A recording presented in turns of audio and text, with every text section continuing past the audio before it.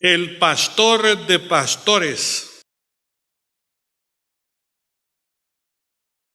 Por si se sienten decepcionados de nosotros, tenemos un buen pastor, hermanas. Tenemos un buen pastor. Y quiero llevarles a Hebreos capítulo 13. Hebreos capítulo 13. El versículo 20, vea lo que dice la Sagrada Escritura. Y el Dios de paz, que resucitó de los muertos a nuestro Señor Jesucristo, el gran pastor de las ovejas, por la sangre del pacto eterno. El gran pastor de las ovejas. Y vámonos al Salmo 23. Como quisiera, hermanas y hermanos, que agarremos lo que está contenido acá en este salmo precioso. Comienza el versículo 1, Jehová es mi pastor, nada me faltará. En lugares de delicados pastos me hará descansar. Junto a aguas de reposo me pastoreará, confortará mi alma. Me guiará por sendas de justicia por amor de su nombre. Aunque ande en valle de sombra y de muerte, no temeré mal alguno, porque tú estarás conmigo. Tu vara y tu cayado me infundirán aliento. Aderezas mesa delante de mí en presencia de mis angustiadores. Unges mi cabeza con aceite, mi copa está rebosando. Ciertamente el bien y la misericordia me seguirán todos los días de mi vida, y en la casa de Jehová moraré por largos días. Aquí están contenidas unas verdades maravillosas que espero, y ha sido mi oración, que el Espíritu de Dios nos pueda revelar, nos pueda hacer grabar en nuestros corazones y podamos hacer conforme a lo que está escrito en este salmo precioso. Como ustedes saben, en la Sagrada Escritura hay 150 salmos, pero tal vez el salmo más conocido, el que más lee la gente, el salmo que más se menciona, tal vez no es el Salmo 91 ni el Salmo 32, yo creo que es el Salmo 23, porque el Salmo 23 ha servido para rejuvenecer a las personas. Este salmo ha servido para traer nuevo aliento y confianza para aquellas personas que están pasando por esos valles de sombra y de muerte. Para aquellas personas que están cruzando por el valle de las grandes adversidades y las vicisitudes de la vida. Por esto el Señor ha escrito este salmo, y este salmo sirve también para aquellas personas que están cruzando prácticamente ya al otro lado, están en un estado que parece que ya mueren, pero este salmo ha servido para traer iluminación y mucha bendición, hermanos, para la gente que está cruzando por el umbral de la muerte. Así que vamos a ir viendo cada frase que está aquí en el Salmo 23 para que les haga reflexionar, hermanos, y busquemos a ese buen pastor. Ustedes tienen un buen pastor, que es el Señor Jesucristo. ¿Cómo comienza este salmo? Jehová es mi pastor, nada me faltará. David, allá en su adolescencia, él era pastor de ovejas. Su papi lo había puesto para cuidar los rebaños de la familia. Y este David, hermanos, cuando yo leo la manera como él cuidaba esas ovejas, él no era sencillamente un pastor, sino que era un pastorazo de ovejas en su adolescencia. ¿Por qué? Porque él cuidaba verdaderamente las ovejas en todo sentido. Él nunca habla de que él haya atropellado a una oveja, ni tampoco que él le haya hecho daño, la haya herido, la haya golpeado, la haya empujado. o las haya abandonado. Él nunca hizo eso. Así que, hermanos, él amaba verdaderamente las ovejas que estaban a su cuidado. Y tal era el cuidado que David tenía por esas ovejas asignadas por su padre, de que cuando salía el león, cuando salía el oso para arrebatar a esas ovejas, miren, hermanos, David no salía huyendo, sino que se enfrentaba sea al oso, sea al león, con algo raro y extraño que a veces no entendemos, aunque yo creo que era la unción y el respaldo del Espíritu Santo, y agarraba a esas fieras y las desjarretaba, hermanos, poniendo en peligro la vida de él a favor de las ovejas. Entonces David está escribiendo este salmo, y cuando él escribe el Salmo 23, él no se está poniendo como el buen pastor.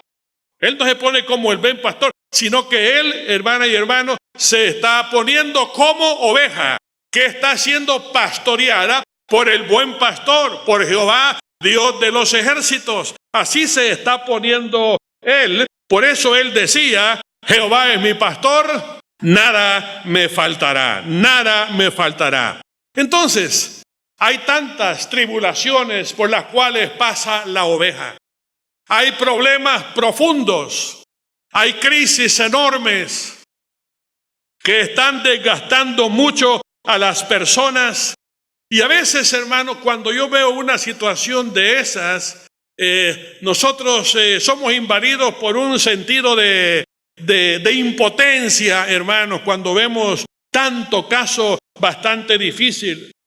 Tal vez te equivocaste, Señor, tú hubieras quizás para pastorear al mundo, hubieras mandado a un arcángel, hubieras mandado a ángeles, hubieras mandado a serafines, a querubines o a los 4 seres vivientes para que pastoreasen a la iglesia, porque ustedes se lo merecen. Pero saben, hermanos, de que inclusive hemos visto mucho, hermanos, en tantos lugares de pastores que no buscan el cuidado de la oveja, sino que lo que ven en la oveja es la lana. Y las humillan, las atropellan, las avergüenzan en público. Cosas que pasan siempre, hermanos, en las iglesias. Pero saben una cosa, hermanos, aunque nosotros como pastores fallemos, hay uno que a usted no le va a fallar.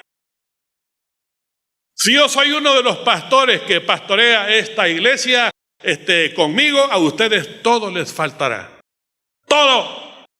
Pero si usted dice Jehová es mi pastor, a usted nada, absolutamente nada le va a faltar, gloria al Señor. Así que yo pensaba en estos días, ¿por qué, Señor, tú estuviste acá predicando 3 años y medio y anduviste recorriendo tantas ciudades y tantas aldeas? Estabas tan inspirado en tu ministerio que estuviste 3 años y medio sanando a los enfermos, liberando a los endemoniados, levantando al paralítico, haciendo oír al sordo, haciendo ver al ciego, y tantas bendiciones que traía, Señor. Yo a veces me pregunto, Señor, y luego te fuiste al cielo, ¿por qué no te quedaste con nosotros por lo menos todos estos 2000 años hasta este tiempo? Las cosas hubieran sido diferentes. Pero ¿saben una cosa, hermano? El Señor no ha abandonado su ministerio de pastor. Él sigue siendo el pastor de las ovejas. El pastorado del Señor Jesucristo es un pastorado que está vigente todavía, solo que nos pastorea a través, hermano, de su Santo Espíritu. Amén. No nos ha dejado el Señor de ninguna manera. Entonces David, creo que por eso, hermanos, él siendo ya una persona anciana, decía él en una oportunidad: joven fui y he envejecido, y no he visto a persona justa desamparada, ni que su descendencia mendigue pan. No la he visto, decía David. ¿Por qué? Porque Jehová era su pastor. Ahora, hermanas y hermanos, El buen pastor, que es el Señor Jesucristo, Él hace que nosotros levantemos nuestra mirada, que veamos la naturaleza y que clavemos nuestra mirada, por ejemplo, en las aves del cielo. Y el Señor dice, estas aves realmente no siembran, no ciegan, no recogen en graneros, pero el Padre Celestial las alimenta. Y ustedes que son hijos míos, ¿acaso yo no haré lo mismo con ustedes? ¿Acaso yo no les voy a proporcionar? O sea, si yo velo por las aves que no trabajan, ¿cómo no lo voy a hacer yo con cada uno de ustedes? ¿Por qué, hermanos? Porque Él es el buen pastor. Él hace también que nosotros podamos elevar nuestra mirada hacia los lirios del campo. Y el Señor dice, esos lirios realmente no hilan, no trabajan los lirios, pero ni aun Salomón con toda su gloria se vistió como uno de estos lirios. Y el Señor agrega, y si la hierba del campo, incluyendo los lirios, hoy son y mañana no son, porque hermanas y hermanos, las rosas y los lirios, yo creo que duran como 3 días o 4.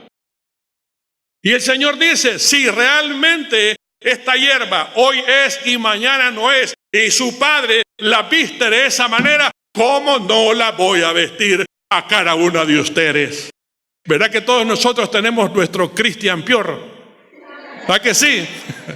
Porque el Señor, hermanos, es nuestro proveedor, ¿verdad? Él es nuestra bendición. Nada nos va a faltar a cada uno de nosotros. Pero ¿cuántas personas se encuentran así como el hijo pródigo? Que esa expresión del hijo pródigo en Lucas capítulo 15, versículo 17, es una expresión muy lastimosa, hermanos, que él hace. Porque el hijo pródigo en el versículo 17 dice, y yo aquí perezco de hambre. Así decía él, yo aquí perezco de hambre. Pero ¿por qué decía el hijo pródigo de esa manera?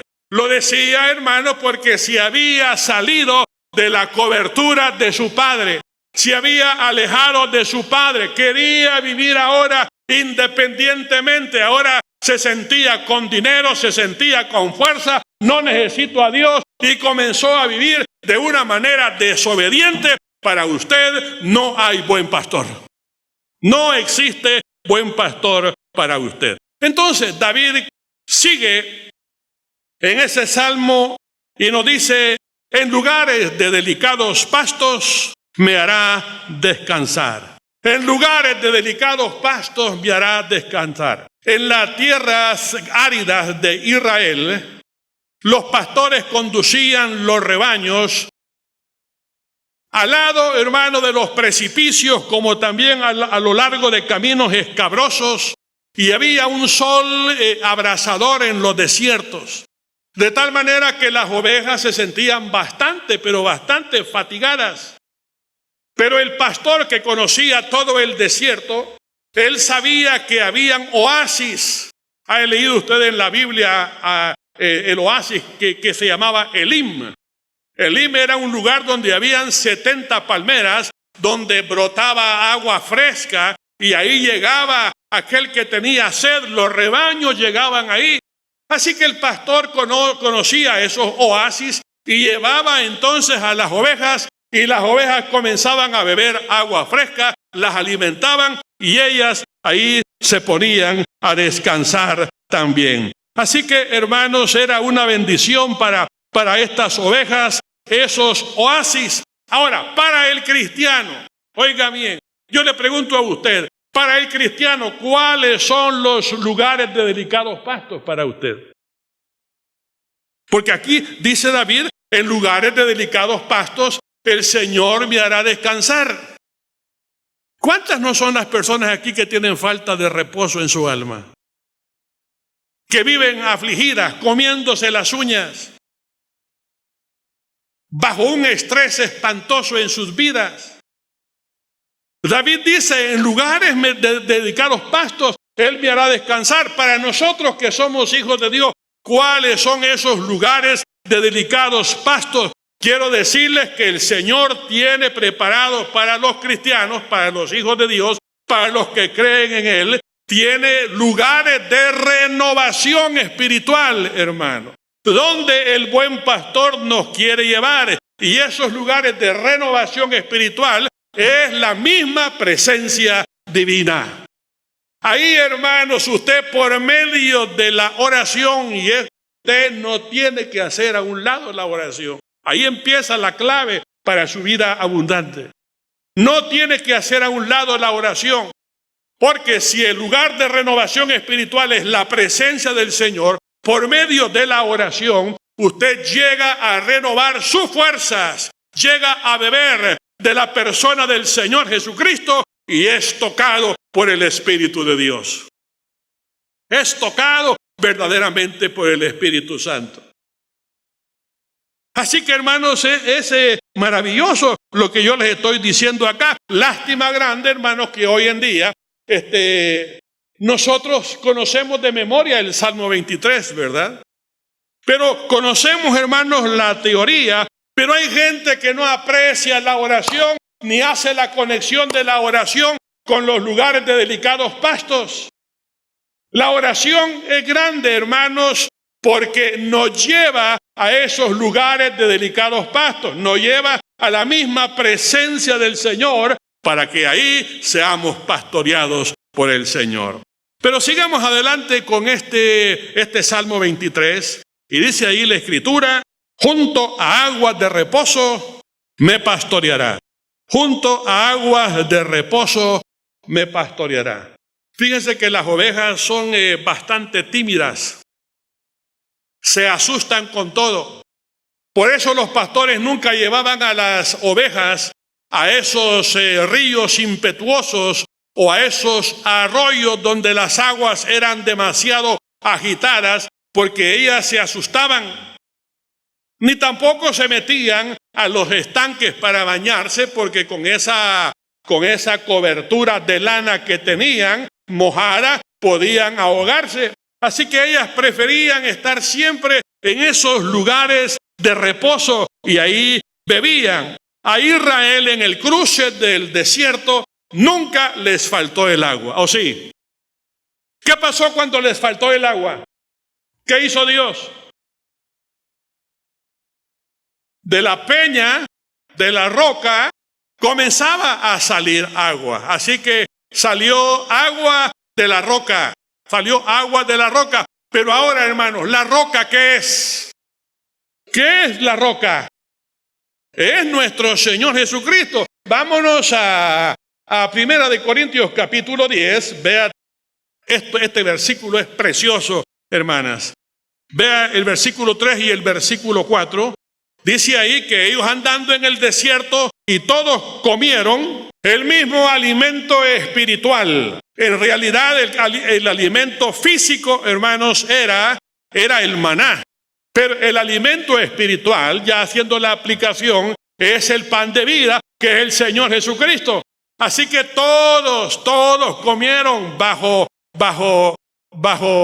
esta bendición grande, hermanos, que es el alimento espiritual. Pero el versículo que sigue, el 4, dice: ahora se refiere a la bebida, y todos bebieron de la misma bebida espiritual. Si bien es cierto, hermanos, bebieron agua física, pero la aplicación que hace la palabra es de que el Señor, hermanos, es río de agua viva.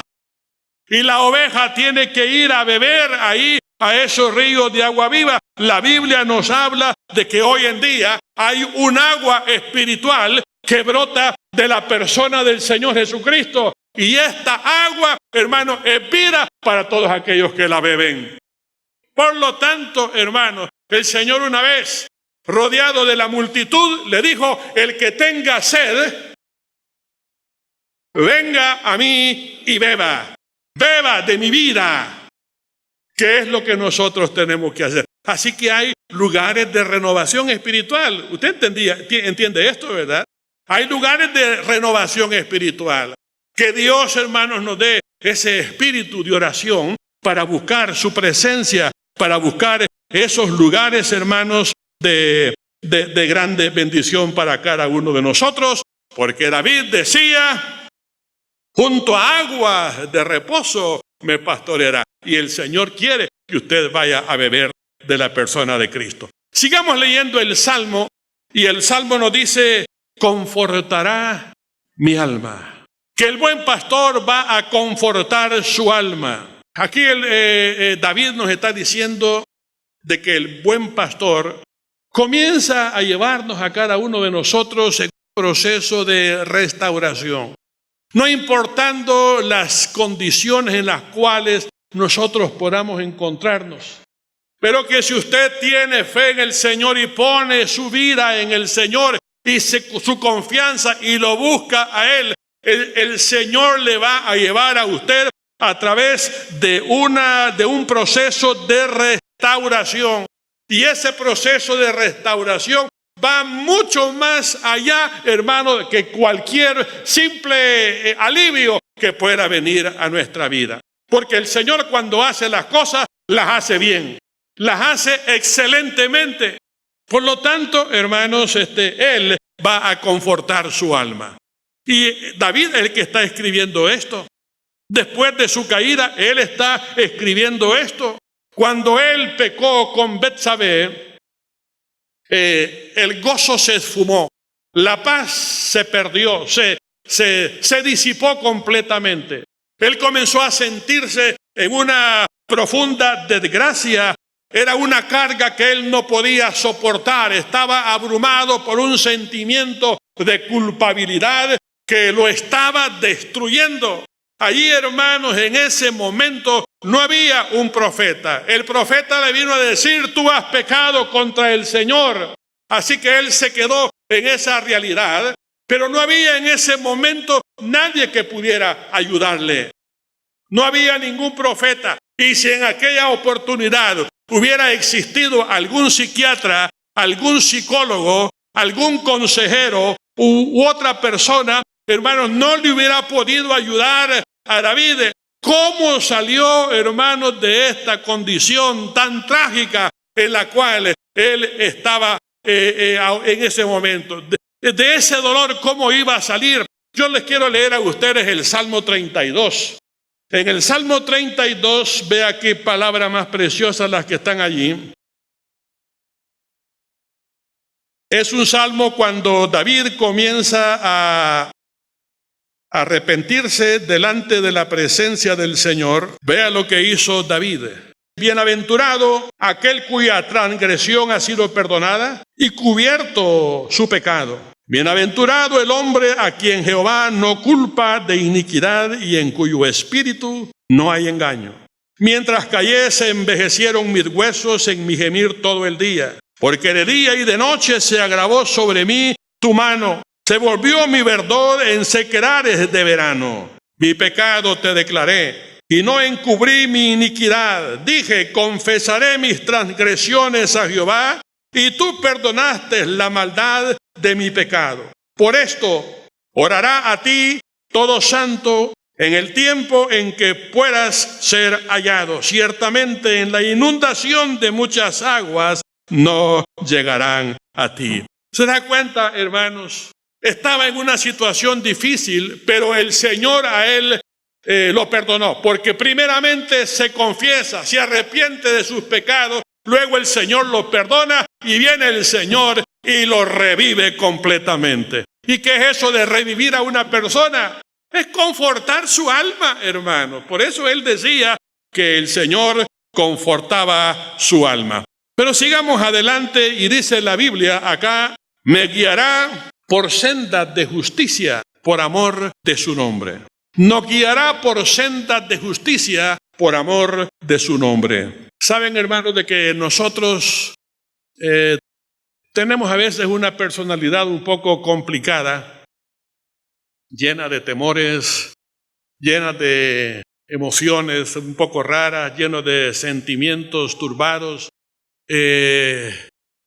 Tenemos unos instintos indómitos, un tanto complejos, hermanos, de tal manera, oiga bien lo que les voy a decir, de tal manera, hermanos, que fácilmente nosotros nos podemos extraviar, podemos perder el rumbo de nuestro camino. Podemos perder, hermanos, el camino en el cual nosotros andamos fácilmente. Entonces, ¿qué es lo que pasa acá, hermanos? Que nosotros necesitamos a gritos orientación. Amén. Necesitamos orientación. El hombre y la mujer necesitan orientación. En medio de este mundo, hermanos, tan terrible, y con esta carne que tenemos, necesitamos orientación, ¿cierto? Necesitamos mucha orientación. ¿Y sabe por qué necesitamos orientación? Porque nosotros carecemos de sentido de orientación. Aunque usted se sienta Superman, carecemos de sentido de orientación. Terrible, a veces leo yo en los periódicos, hermanos, de grandes hombres célebres que han estado en la cúspide y de pronto, hermanos, una mosca que cae en el perfume hace perder, hermanos, todo, pierde la orientación, entran en confusión y a veces terminan, hermanos, en la cárcel. ¡Qué fácil! Así que nosotros, hermanos, carecemos de sentido de orientación. ¿Verdad que un perro es sagaz? Es astuto, es perceptivo, es hábil, hermanos, en eso del rastreo. Un perro, ¿quién le quita el lugar? Tiene un sentido de orientación, hermanos, enorme. Pero dígame la oveja. Pero no estamos perdidos. Pero un perro así es. Yo les contaba en el culto anterior de que a la hermana Aide, cuando ella era soltera, le regalé un perro alemán. Y entonces ella lo tuvo en su casa, ahí en la casa de su padre. Y luego llegó el día en que nosotros nos casamos, así que nos fuimos a vivir a una casa muy alejada de donde se quedó el perro. Pero eran kilómetros y kilómetros de distancia. Pero un día yo escuché que algo estaba rascando la puerta de la casa y la rascaba y la rascaba y la rascaba. Finalmente yo me paré, hermanos, y fui a ver qué es lo que estaba pasando. Era Ringo el que había llegado y nos había encontrado. ¡Qué terrible! Se quedó con nosotros todos los días. Ahí se quedó. Pero, hermanos, qué tremendo. Pero si yo le regalo a ella una oveja.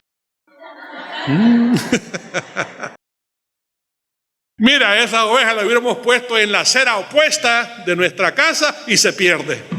No puede llegar, hermanos. Es que la verdad es que nosotros como ovejas, como hijos de Dios, como hijas de Dios, nos perdemos, hermanos, fácilmente. ¿Cómo necesitamos que alguien nos guíe por la senda de justicia? Necesitamos de eso. Por ejemplo, hermanos, ponga usted a un empleado suyo que sea impío y tal vez que sea cristiano también, y póngalo enfrente de un promontorio de dinero para que él se lo administre sin mucha supervisión. A ver qué va a pasar. Como dice el dicho, lo van a dejar chiflando en la loma. Póngale enfrente al hombre vino, licor, drogas, hermano, tarde o temprano puede llegar a estas cosas y se puede perder. A una mujer casada, póngale usted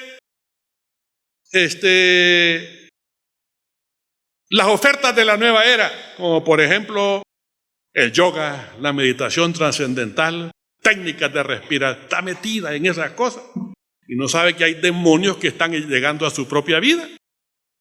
La gente se pierde, hermano, fácilmente. Póngale a un joven juegos electrónicos y pornografía, se pierde. Miren Esaú, cómo se perdió, hermanas y hermanos. El Señor le había dado la primogenitura, que era una bendición grande para él, para su familia, para su nación.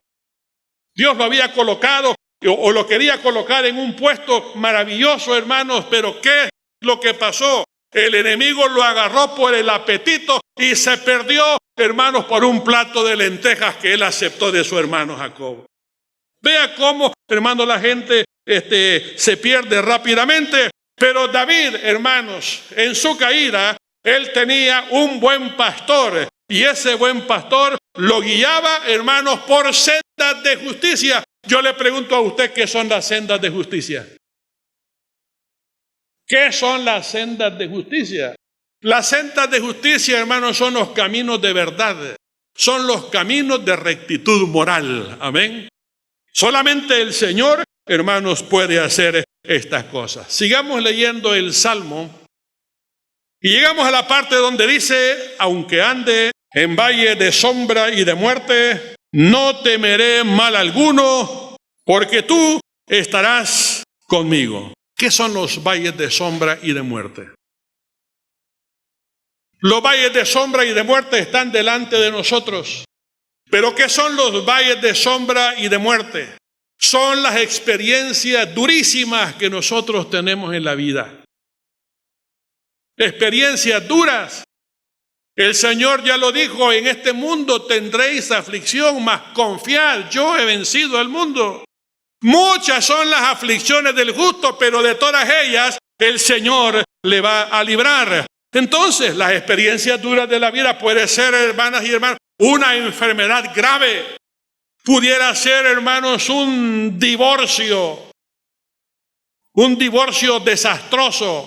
El sentimiento de abandono, una depresión bien puesta en nuestra alma. Pudiera ser, hermanos, un espíritu de abatimiento. Puede ser las deudas, pueden ser las amenazas externas. Entonces, ¿qué nos ha enseñado Pablo a decir en Romanos capítulo 8, versículo 37? Dice ahí, ante todas estas cosas somos más que vencedores. En todas estas cosas somos más que vencedores. ¡Qué lindo, hermanos! ¿Y por qué somos más que vencedores? Porque el Señor, hermanos, está a nuestro lado. El Señor está allí a nuestro lado. Y Él nos va a sacar adelante de todo. Les doy un consejo enorme, hermanas y hermanos.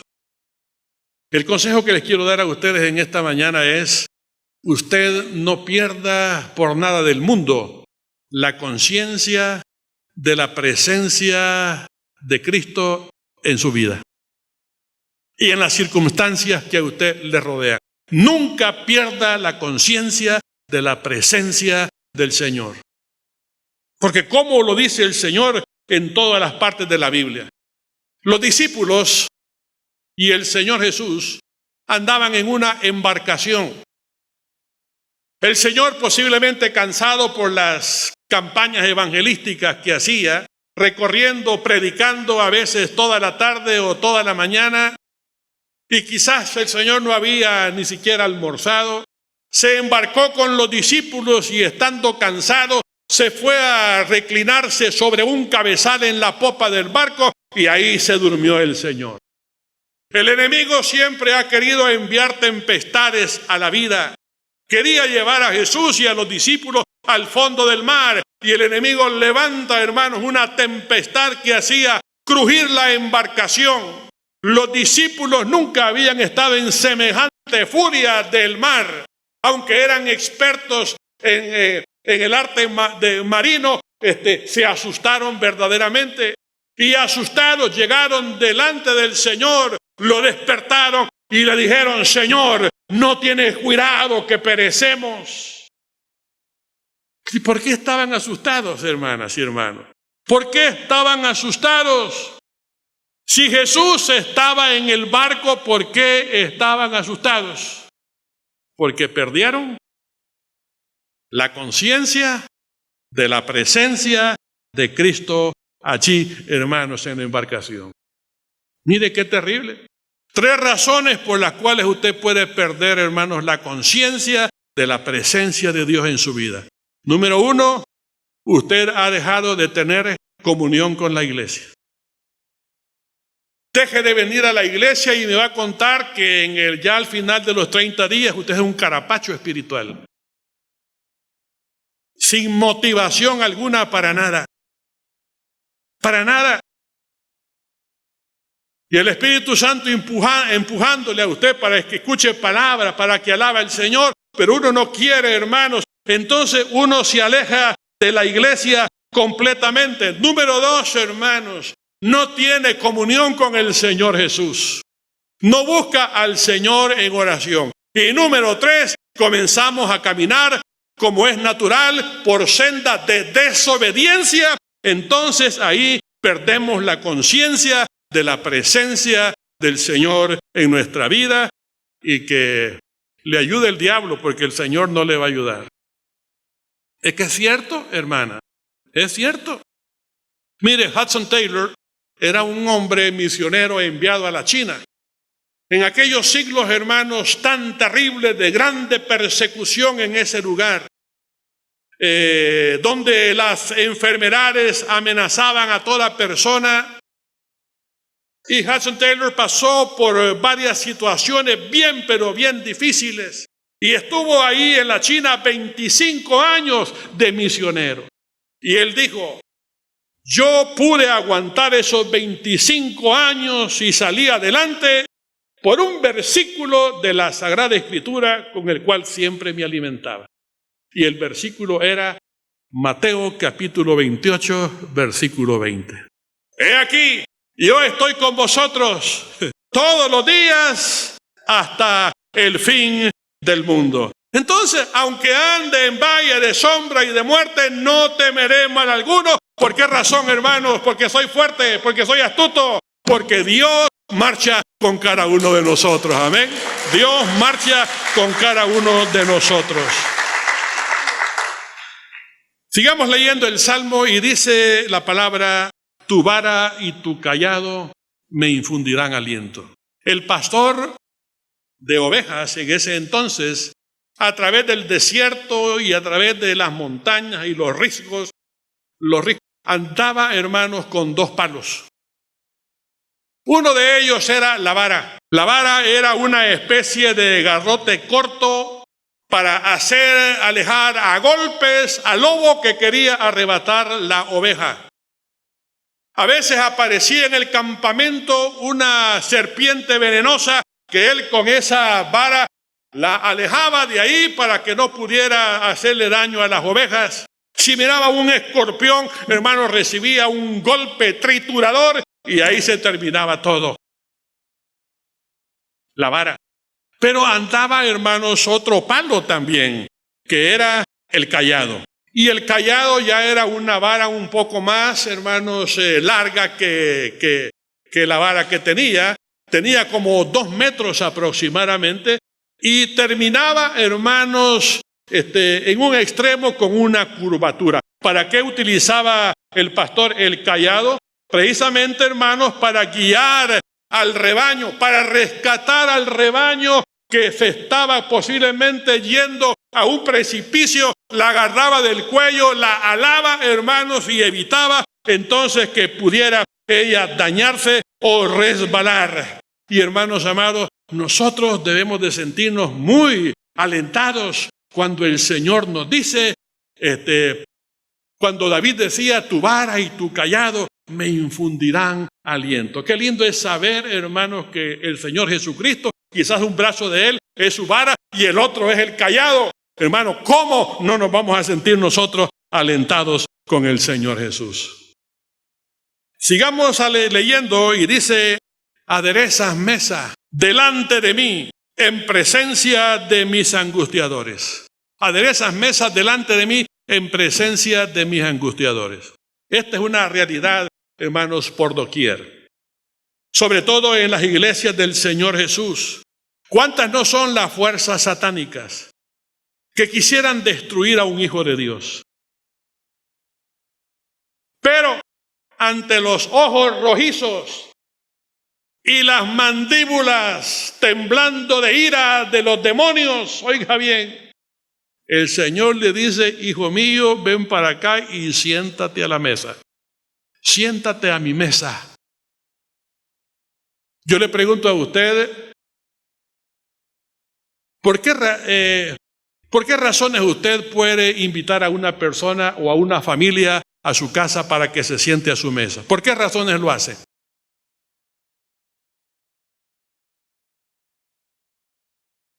¿Le tiene aprecio o no? Usted le tiene aprecio a esa persona. Usted, ven. Número 2, ¿para qué más? Para tener comunión con ese grupo, con esa persona, para tener comunión. Otra razón, hermanos, para participar de algo especial que esa persona o esa familia ha puesto a la mesa. Entonces, hermanos, en medio de los ataques del maligno o en medio de la gente, hermanos, usada por el maligno con lengua viperina, hermanos, el Señor le dice a usted, hijo, hija mía, ven acá a mi mesa. Disfruta de mi presencia, de mi comunión y de las bendiciones que tengo para tu vida. Qué lindo, hermano. Eso lo hacía el Señor con David a cada rato en la vida diaria. Una vez, fíjense que era uno de los hijos de Saúl.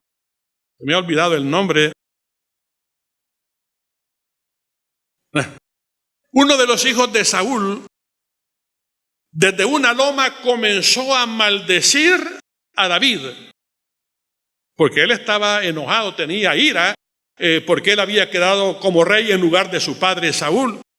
Y desde una cima este hombre, hermanos, comenzó a maldecir y a maldecir. Los valientes que estaban con David le dijeron, Señor, quiero que nos permítenos que vayamos nosotros y matemos a ese hombre. Y David dijo, no, este hombre me ha maldecido porque seguramente en esta tarde Dios tiene grandes bendiciones para mi vida. Hermanos, el Señor adereza mesa delante de nosotros en presencia de nuestros angustiadores. Sigue el versículo allá, hermanos, y dice, unges mi cabeza con aceite, mi copa está rebosando. Muchas veces las ovejas de los pastores andaban en medio de las zarzas, como también de los espinos, y de esos filos salientes de las peñas y de las rocas, y ahí se herían. Casi siempre lo hacían, hermanos, recibían esa herida en la trompa, en las orejas, en los ojos, y todo eso. Entonces, David, al final del día, las esperaba a todas las ovejas, y cualquier pastor lo hacía también, esperaba a las ovejas para que llegaran al redil y comenzaba a examinarlas una por una, y cuando miraba una que estaba herida, él agarraba un ungüento, agarraba aceite sanador y le aplicaba en las fosas nasales y en todo para que esta oveja pudiera sanar. Y hermanas y hermanos, el buen pastor eso es lo que hace. Cuando nosotros hemos estado sufriendo en medio de las zarzas y de los espinos, la santa unción del Espíritu Santo está en medio de su pueblo. Amén. Le invade, le bendice de una manera muy especial. Vayamos terminando, hermanos, y dice, ciertamente, el bien y la misericordia me seguirán solamente en Navidad o Semana Santa. Mire qué lindo, mire qué fidelidad de Dios, hermanos. El bien y la misericordia me seguirán todos los días de mi vida. Y esto que está diciendo acá David no es un deseo, hermano. No es que tal vez la misericordia de Dios me siga todos los días de mi vida o por un rato. No, él decía ciertamente, estaba seguro, hablaba con certeza que el bien y la misericordia no se apartarían de él. Pero ¿sabe por qué el bien y la misericordia no se apartaba de él? Y nunca se apartó de él. ¿Sabe por qué, hermano? Por lo que algunas partes del Salmo 91 dice, se lo voy a leer. Porque usted mora bajo la sombra del Altísimo. ¿Bajo qué cobertura está usted, hermana? ¿Bajo qué sombría está usted? En este mundo solamente hay dos sombrías. La del diablo y la de Cristo. Pero aquellas personas que están bajo el abrigo del Altísimo, morará bajo la sombra del Omnipotente. ¿Sabe por qué el bien y la misericordia nos siguen todos los días? Porque Él nos libra del lazo del cazador y de la peste destructora. Y con sus alas nos cubrirá y estaremos debajo de sus alas seguros. Caerán a tu lado 1000 y 10.000 a tu diestra, mas a ti no llegará. Y verás la recompensa de los que buscan tu mal. Oiga bien, hermano. Verás la recompensa de aquellos que buscan tu mal. Y si una lengua se levanta contra ti, dice que esa arma forjada no prosperará contra ti. Y todo esto que les he dicho y más todavía es la herencia de los siervos de Jehová, dice el profeta Isaías. Qué lindo, hermanos. Así que, hermanos, el bien y la misericordia le seguirán a usted todos los días de su vida. Y finalmente termina el salmo de esta manera, diciendo: y en la casa de Jehová moraré por largos días. Hermano, ahí vamos a terminar. Ahí vamos a ir a parar.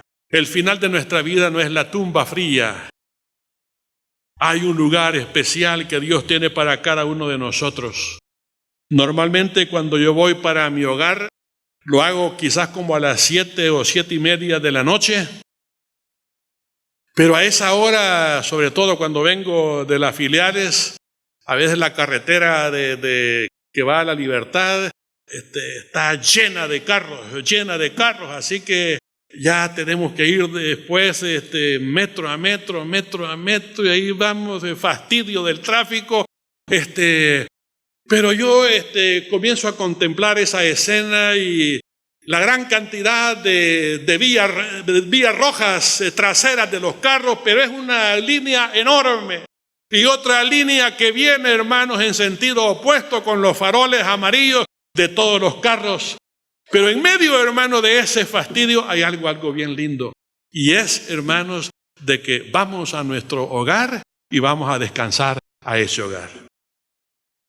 ¿Verdad? Pareciera que es compensatorio, ¿verdad? Pero quiero decirles, hermanos, que cuando terminen nuestros días aquí en la tierra, nosotros vamos a agarrar camino para un hogar celestial, donde ahí nosotros vamos a descansar, donde no habrá llanto, no habrá dolor, no habrá ese pañuelo donde usted pueda estar enjugando sus lágrimas. Ahí en ese lugar no habrá pena, no habrá tristeza, y usted por primera vez va a ver el rostro de nuestro Señor Jesucristo.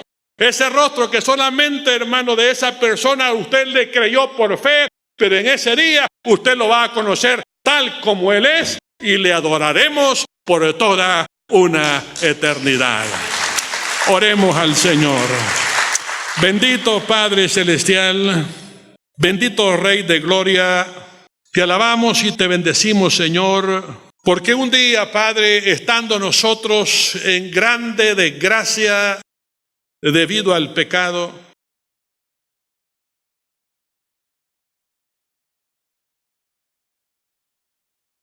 hubo una plática allá en el cielo entre Dios Padre, Dios Hijo y Dios el Espíritu Santo. Y el Padre habrá preguntado: ¿quién irá? Y el buen pastor dijo: yo voy.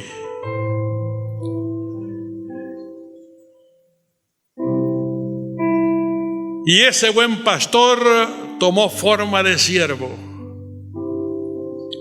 y vino para pastorearnos a cada uno de nosotros con su amor, con su paciencia, invirtiendo tiempo con cada uno de nosotros. Y a ese buen pastor lo vemos con la vara en su mano, y en su otra mano vemos su cayado,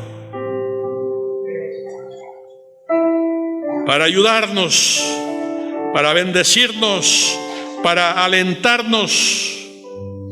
Y en medio de las duras pruebas de la vida, has estado allí presente y nunca, Señor, nos has dejado, Padre.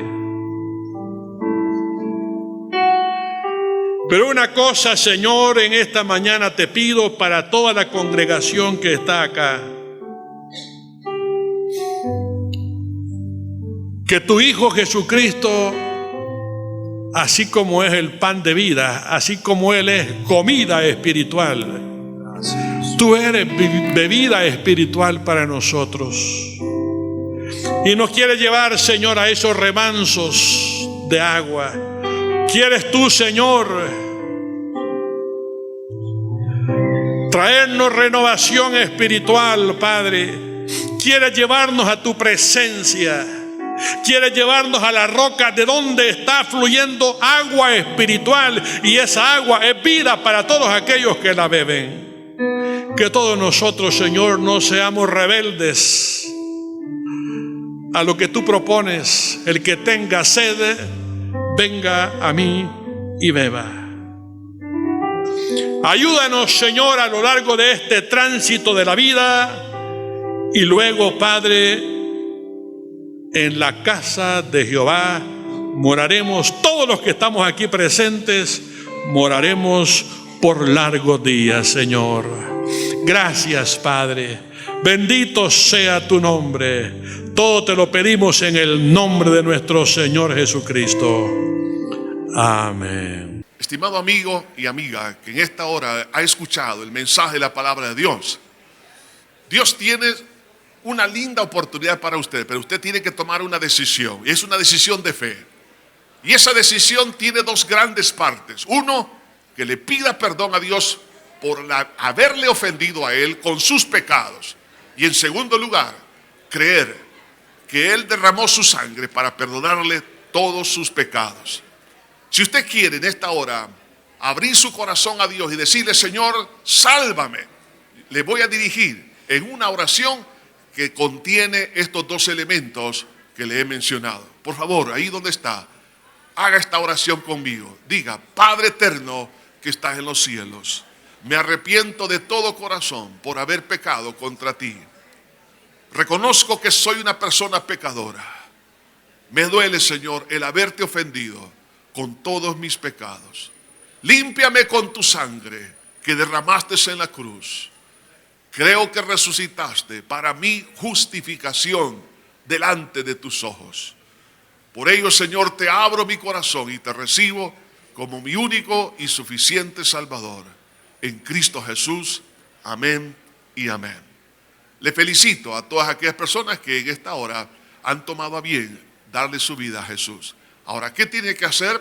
Lea la Biblia. La Biblia es como un poema de amor de Dios para usted. Es su alimento, es su pan diario.